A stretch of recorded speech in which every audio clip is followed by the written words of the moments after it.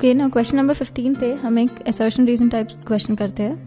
The statement 1 says that the maximum value of force F such that the block shown in the figure does not move is mu mg by cos theta. Statement 2 says that the frictional force is equal to the coefficient of friction into the normal reaction. Now which of the four options and how do you approach it? इस वाले question में सबसे पहले हम free body diagram बनाएंगे. इसके लिए हम देखेंगे कि सबसे पहले हमारा ब्लॉक है मास m का, इसके ऊपर एक नॉर्मल फोर्स लग रहा है n, इस तरफ एक फोर्स है F जो है एंगल थीटा पे, इसके कंपोनेंट्स हैं F sin थीटा इस डायरेक्शन में और F cos थीटा इस डायरेक्शन में और F sin थीटा इस डायरेक्शन में. इस तरफ फ्रिक्शनल फोर्स लग रहा है. अब हम जानते हैं F cos theta is equal to F है क्योंकि ब्लॉक रेस्ट पर है, तो इसीलिए हम इसको स्टैटिक फ्रिक्शन कंसिडर करेंगे. That is F is lesser than equal to mu n. आगे हम देखेंगे कि F cos theta is less than equal to mu और यहाँ पे n की वैल्यू होगी, यहाँ पे एक और फोर्स है mg और n की वैल्यू होगी mg plus F sin theta. तो यहाँ हम लिखेंगे mg plus F sin theta. आगे सॉल्व करने पे हमें इक्वेशन मिलेगी F is less than equal to mu mg upon cos theta minus mu sin theta. इससे हमें पता चल रहा है कि स्टेटमेंट 1 गलत है. ओके. लेकिन फ्रिक्शनल फोर्स की value coefficient of friction into normal force होती, इनटू नॉर्मल रिएक्शन होती है सिर्फ लिमिटिंग केस में या फिर काइनेटिक फ्रिक्शन के केस में. ओके. तो मतलब हमारा जो सेकंड स्टेटमेंट है वो भी गलत है. तो हमारे पास जो सही ऑप्शन है वो है ऑप्शन डी, जो कहता है कि दोनों स्टेटमेंट्स गलत है. ठीक है, तो इसमें हमने बस एक सिंपल फोर्स बैलेंस लगाया, उसके जो फोर्स के कंपोनेंट्स निकाल के इक्विलिब्रियम वर्टिकल और हॉरिजॉन्टल डायरेक्शन में लगाया, because we know that it is at rest, and उसी से we verified the four statements and concluded that option D is correct. Okay, this was a assertion and reason question number 15. ठीक है, तो अब हम question number 16 देखते हैं. Block A of mass m and block B of mass 2m are placed on a fixed triangular wedge by means of a massless string and a frictionless pulley as shown. The coefficient of friction between A and the wedge is 2/3 and between B and the wedge is 1/3. मतलब कि हमारा wedge is not a smooth surface. If the blocks are released from rest, find the acceleration of A in meter per second square. ठीक है, तो अब इस question के हम फ्री बॉडी डायग्राम कैसे बनाएंगे? इस क्वेश्चन में हमारे पास दो केसेस हो सकते हैं. पहला केस जिसमें हम मानेंगे कि ब्लॉक ए ऊपर की तरफ जाता है और दूसरा केस जिसमें हम मानेंगे कि ब्लॉक ए नीचे की तरफ आता है. ओके. तो सबसे पहले हम केस लेते हैं, केस 1, ब्लॉक ए ऊपर जाता है. ओके. तो हमारे पास फ्री बॉडी डायग्राम होगा. m इस डायरेक्शन में टेंशन, ओके, एक्सेलरेशन जो ऊपर के डायरेक्शन में आएगा, नॉर्मल फोर्स n1 मान सकते हैं इसे. नीचे के डायरेक्शन में क्योंकि mg इधर लगेगा तो इसका जो कंपोनेंट इस तरफ आएगा वो होगा mg cos थीटा और इस डायरेक्शन में जो कंपोनेंट होगा वो होगा mg sin थीटा. ठीक है. ऑल्सो क्योंकि ये ब्लॉक इस डायरेक्शन में ऊपर जा रहा है वेज के रिस्पेक्ट में, तो इस पे जो फ्रिक्शन लगेगा वो है F1 नीचे के डायरेक्शन में. ओके. और ये फ्रिक्शन काइनेटिक फ्रिक्शन होगा क्योंकि हम मान रहे हैं कि ये ऊपर के डायरेक्शन में जा रहा है. ओके. तो हमारे पास इक्वेशन होगी T minus mg sin theta minus mu a n1, क्योंकि F1 equal to mu a n1 होगा जो हमारा काइनेटिक फ्रिक्शन है, इक्वल टू ma. ठीक है, ये हमने अज्यूम किया कि the block is moving upwards, उसका फ्री बॉडी डायग्राम बना के फोर्सेस को बैलेंस किया to give a net acceleration of a. अब इसमें हमने देखा कि ये इक्वेशन को हमने इक्वेशन 1 लेबल कर दिया। अब दूसरे ब्लॉक के लिए फ्री बॉडी डायग्राम बनाने के लिए हम लेंगे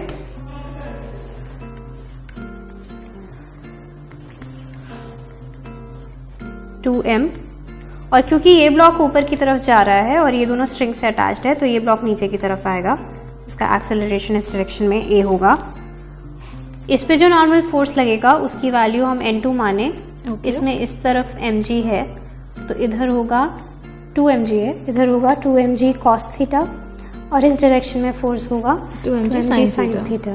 ओके, क्योंकि ब्लॉक नीचे की तरफ आ रहा है इस पे फ्रिक्शन लगेगा ऊपर की तरफ और इस पे टेंशन लगेगा इस डायरेक्शन में। ठीक है। अब इसके लिए हमारे पास इक्वेशन होगी 2mg sin theta minus mu B n2 जो कि इक्वल है F2 के। यहाँ भी सिमिलर रीजंस की वजह से काइनेटिक है। Okay, minus tension equal to 2ma। Okay, अब इन दोनों इक्वेशंस से हम टेंशन एलिमिनेट करना चाहते हैं क्योंकि हमें टेंशन की वैल्यू नहीं पता रहती। हाँ, तो इन दोनों इक्वेशंस को हम ऐड कर देंगे और हमारे पास वैल्यू आएगी mg sin theta minus 2/3 mg cos theta minus 1/3 2mg cos theta equal to 3ma। Okay, पूरी इक्वेशन में दोनों इक्वेशन को साइमल्टेनियस इक्वेशंस लेके सॉल्व करके। हाँ, अब इस पूरी इक्वेशन में हम m कैंसिल आउट कर सकते हैं क्योंकि m 0 नहीं है। तो हमारे पास वैल्यू आएगी, क्योंकि हमें दिया हुआ है थीटा की वैल्यू 45 डिग्रीज है ओके, इसके हिसाब से। हाँ, तो हम हर जगह वैल्यू पुट करेंगे sin theta √2 minus 2/3 g by √2 minus 2/3 g by √2 equal to 3a। Okay, तो इसमें हमारे पास एक्सेलरेशन की वैल्यू आएगी माइनस 1/9 g बाय √2। ठीक है, ये हमें acceleration with respect to gravity के रिलेशन हमें मिल गया बेसिकली। अब आगे हम इसका दूसरा केस लेंगे जिसमें हम मानेंगे कि ब्लॉक ए नीचे की तरफ मूव कर रहा है। तो हमारे पास फ्री बॉडी डायग्राम होगा m टेंशन, क्योंकि ब्लॉक ए इधर जा रहा है इस पे फ्रिक्शन ऊपर के डायरेक्शन में लगेगा n1 mg cos थीटा और नीचे के डायरेक्शन में mg sin थीटा। ओके, अब इस वाले ब्लॉक के लिए हमारे पास फ्री बॉडी डायग्राम है, क्योंकि ये नीचे की तरफ जा रहा है ये ऊपर की तरफ जाएगा विद एक्सेलरेशन a। तो जैसे हमने प्रीवियस केस के लिए किया था बस वही करेंगे, एक्सेप्ट कि इसका डायरेक्शन चेंज हो जाएगा एक्सेलरेशन का और इसीलिए हमारा जो फोर्स बैलेंस है वो उल्टा हो जाएगा। हाँ, ओके, और नीचे की तरफ फोर्स फ्रिक्शन इस डायरेक्शन में एक्ट करेगा क्योंकि direction of motion of block ये है। अब इन दोनों के लिए हम इक्वेशन निकालेंगे जो कि होगी mg sin theta minus t minus f1 फिर से μ1 n1 की इक्वल होगा। n1 की वैल्यू है mg cos theta okay, equal to ma। और दूसरे केस में हमारे पास इक्वेशन आएगी t minus 2mg sin theta minus μ2 n2 यानी μ2 into 2mg cos theta equal to 2ma। ठीक है, तो अब इसमें हम जब इसको रिवर्स करते हैं केस को सेकंड केस में, तब सिर्फ दो फोर्सेस का डायरेक्शन चेंज होता है। फर्स्ट इज द एक्सेलरेशन वाला जो होता है वो, और second is the friction force because the direction of motion changes. हाँ, तो इसलिए हमारा एक्सेलरेशन इस डायरेक्शन में है तो हमारा फ्रिक्शन उल्टी डायरेक्शन में हो जाएगा। ठीक है, अब इन दोनों इक्वेशंस को ऐड करके एक्सेलरेशन की वैल्यू पिछली बार की तरह निकालेंगे और हमारे पास इक्वेशन आएगी minus mg sin theta minus μ1 mg cos theta minus μ2 2mg cos theta equal to 3ma। इस इक्वेशन को हम पूरा सॉल्व करेंगे तो हमारे पास एक्सेलरेशन की वैल्यू आएगी माइनस 7g बाई 9√2। ओके, अब हमने देखा कि दोनों केसेस में हमारे पास एक्सेलरेशन नेगेटिव आया, यानी कि जो हमने एज्यूम किया उससे उल्टा आया। तो मतलब दोनों केसेस में डिसेलरेशन है जो कि पॉसिबल नहीं है। तो हमारा आंसर है कि ब्लॉक्स मूव नहीं करेंगे और दोनों रेस्ट पे रहेंगे क्योंकि हमारे दोनों केसेस गलत हैं। ओके, बिकॉज हमें मिल रहा है कि दोनों केसेस में नेगेटिव मिल रहा है, इसका वो पॉसिबल नहीं हो सकता है क्योंकि एक उसका फिक्स डायरेक्शन होना चाहिए. हाँ. इसीलिए because it is a contradictory answer, that is why we conclude that there is no motion in the blocks. और दोनों का एक्सेलरेशन 0 है. ओके, सो बेसिकली इसमें हम दोनों सिचुएशन फर्स्ट कंसिडर करते हैं. One where the block is going up, the other where the block is coming down. दोनों का फ्रिक्शन निकालते हैं according to the motion, direction of motion, and then we find a force balance, find the acceleration, and since we see that both the accelerations are coming in the negative direction, which is not possible, and therefore because of the contradiction we know that the acceleration is equal to 0. हाँ. और इसमें acceleration 0 है, मतलब इन दोनों में ये जो force act कर रहा है वो स्टैटिक होगा क्योंकि ये दोनों एक दूसरे के रिस्पेक्ट में मूव नहीं कर रहे हैं, और ये स्टैटिक फ्रिक्शन सफिशिएंट होगा दोनों ब्लॉक्स को वेज के रिस्पेक्ट में रेस्ट पे रखने के लिए. Okay, so this was question number 16.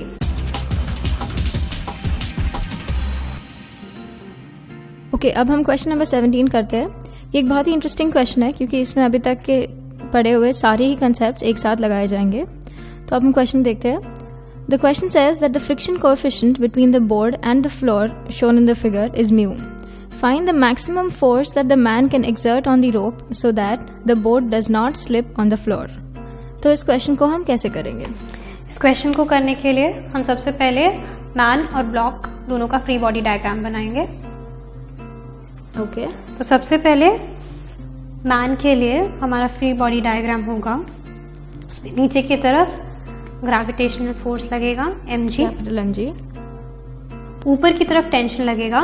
ये टेंशन ऊपर की तरफ इसलिए है क्योंकि ये आदमी स्ट्रिंग को नीचे की तरफ खींच पुल कर रहा है, और न्यूटन के थर्ड लॉ के हिसाब से अगर ये नीचे की तरफ उसको फोर्स T से पुल कर रहा है तो स्ट्रिंग उसको ऊपर के डायरेक्शन में फोर्स T से पुल करेगी. ठीक है.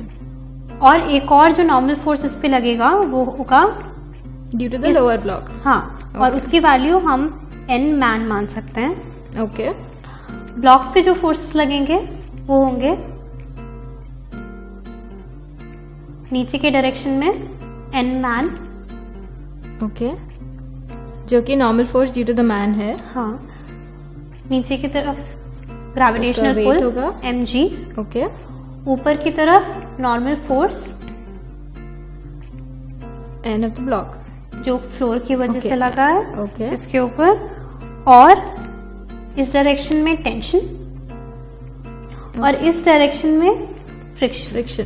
फ्रिक्शन का डायरेक्शन ये इसलिए होगा क्योंकि tendency of relative motion of the block इस डायरेक्शन में होगी. ओके, अब क्योंकि ये ब्लॉक इस पे हमें वो फोर्स लगाना है जिससे ये ब्लॉक स्लिप नहीं करे, तो इसीलिए हम स्टैटिक फ्रिक्शन लेंगे.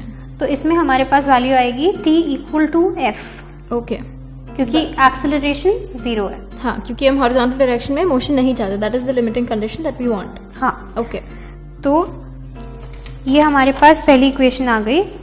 और हमें ये भी पता है वर्टिकल इक्विलिब्रियम से n floor is equal to n man plus mg. Okay, अब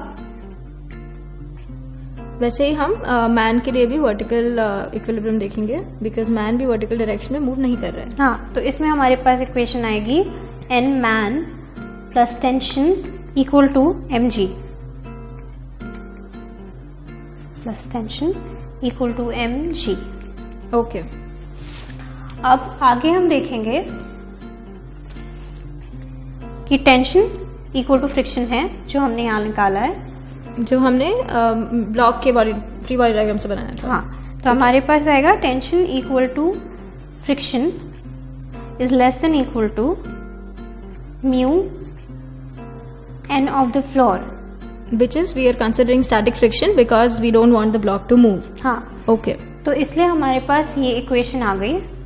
आगे सॉल्व करने के लिए हम लगाएंगे T is less than equal to mu n of the floor, यानी n man plus mg. Okay. हम देखेंगे tension is less than equal to mu n man plus mg. आगे के लिए हम लिखेंगे tension is less than equal to n man हम निकाल सकते हैं mg माइनस t के इक्वल है इस इक्वेशन से, प्लस mg. Okay. अब हम इस वाले टेंशन को इस तरफ ले जाएंगे और हमारे पास आएगा tension into 1 plus mu is less than equal to mu m g plus m g. तो हमारे पास आंसर आएगा tension is less than equal to mu m plus m into g upon 1 plus mu. तो ये tension वो maximum force है जो the man can exert on the rope so that the boat does not slip on the floor.